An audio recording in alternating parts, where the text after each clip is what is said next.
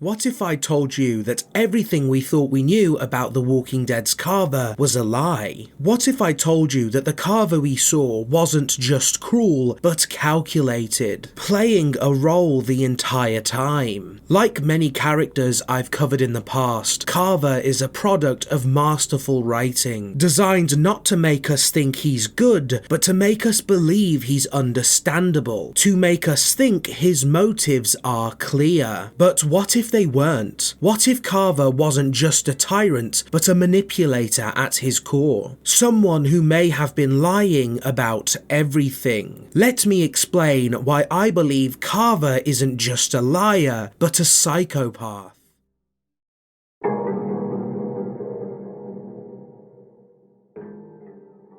William Carver is the main antagonist of The Walking Dead Season 2, a ruthless tyrant ruling over a post-apocalyptic community housed in a former hardware store. At first glance, his motives seem clear. When 8 survivors escape his compound, including a woman who may be carrying his child, he relentlessly hunts them down, recapturing them and forcing them into manual labour to sustain his community. Our first encounter with Carver occurs when Clementine is left alone at the lodge. A soft-spoken, seemingly polite man arrives at the door. How are you?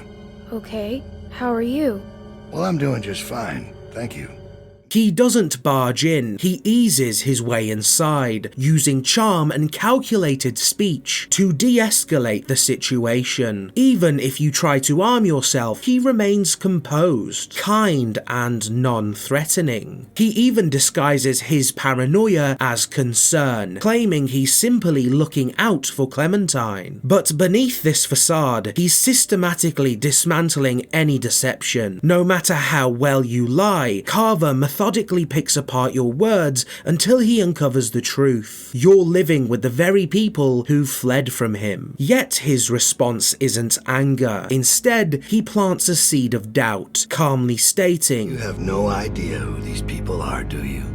In this moment, he isn't just exposing your lie, he's making you question your own group. And then, without causing a scene, he leaves. This scene holds the answers no one ever looked for. Carver is a textbook psychopath, not just manipulative and dishonest, but a master at controlling conversations. He's forceful enough to get what he wants, yet charming enough to avoid suspicion. But what if this isn't just a one-time tactic? What if Carver has always been a liar? His entire worldview, that he's a strong leader making tough sacrifices for the greater good, is nothing more than a front to make himself seem reasonable. In truth, Carver isn't a pragmatic leader. He's a narcissist controlling those around him for his own gain. Now that we understand who William Carver really is, let's break down his false philosophy even further.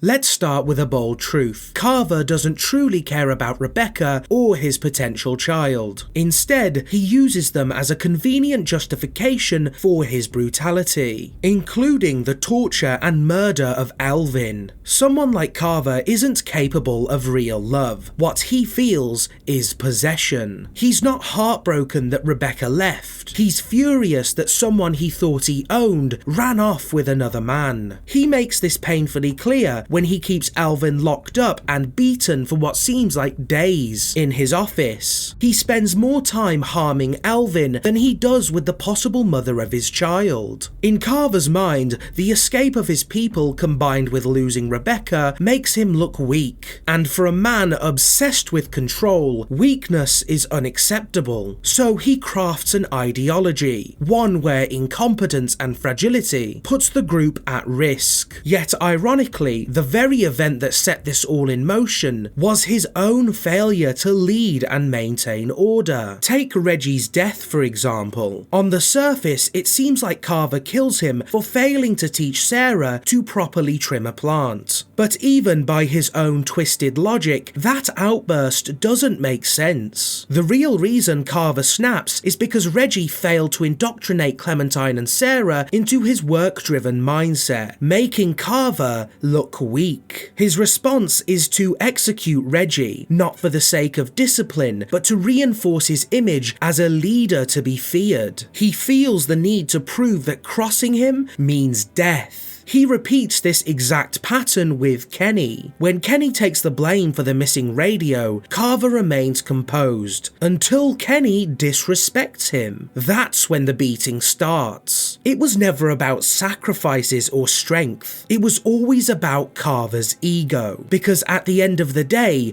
that's all a psychopath truly cares about. A key moment that exposes Carver's facade is his one-on-one conversation with Clementine. If you call him a murderer, Clem says, You're a murderer. You can try and call it something else, but I know what it is.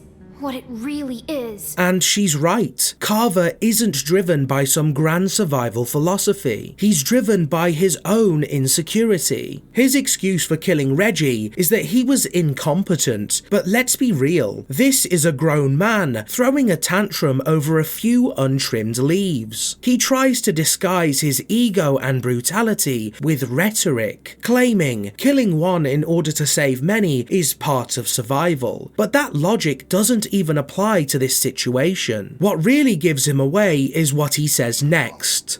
That's why it's our responsibility to shepherd the flock, to keep them safe.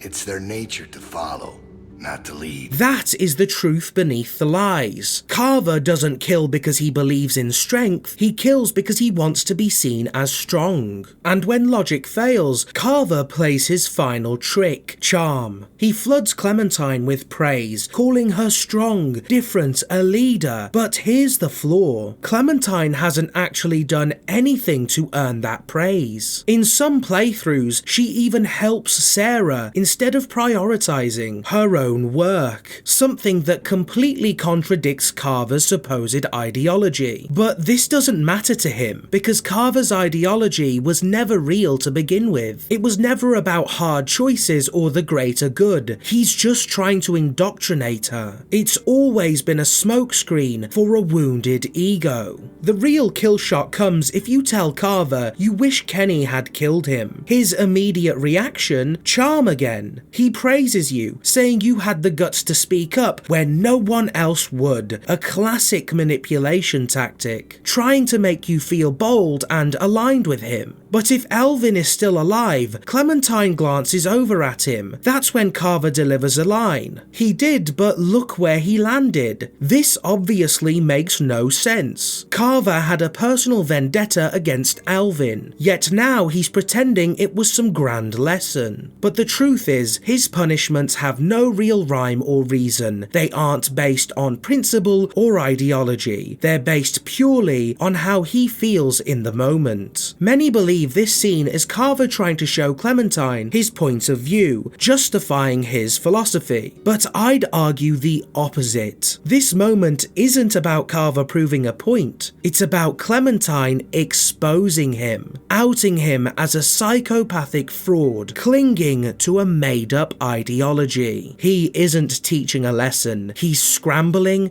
to keep control. Even on his deathbed, Carver continues to whine and boast, framing himself as the savior while claiming everyone else is ungrateful. He lavishes himself with praise, insisting that his methods were justified. He even tries to manipulate Clementine one last time, telling her that watching his execution will make her stronger. But this, like much of what he says, is hollow. Carver isn't strong. He's weak. He lost control of his community, failed to bend Clementine to his will, and in his final moments, he clings to delusions of grandeur rather than facing reality. His last words reinforce the point I established at the start. He never truly loved Rebecca. Instead, he demeans her, even as he faces death, still acting as though he was the true prize. So what does this tell us about Carver's character? With all of this in mind, what is the ultimate takeaway from his downfall?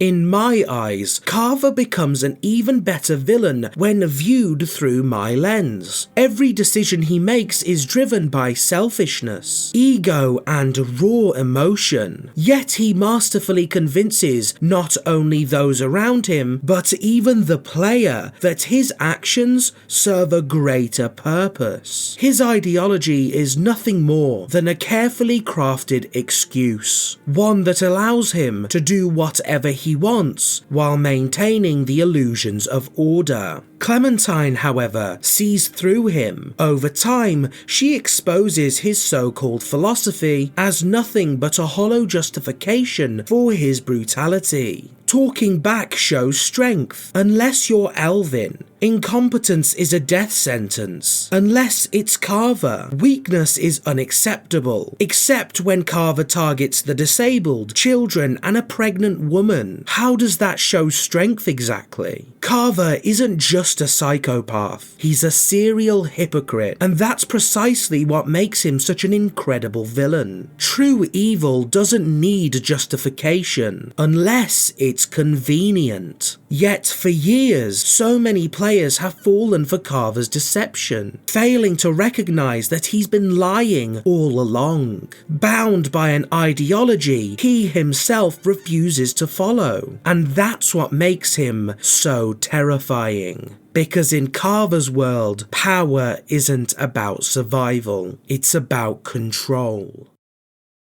If you enjoyed this video, please leave a like and subscribe. You can vote on the next character essay in my posts tab.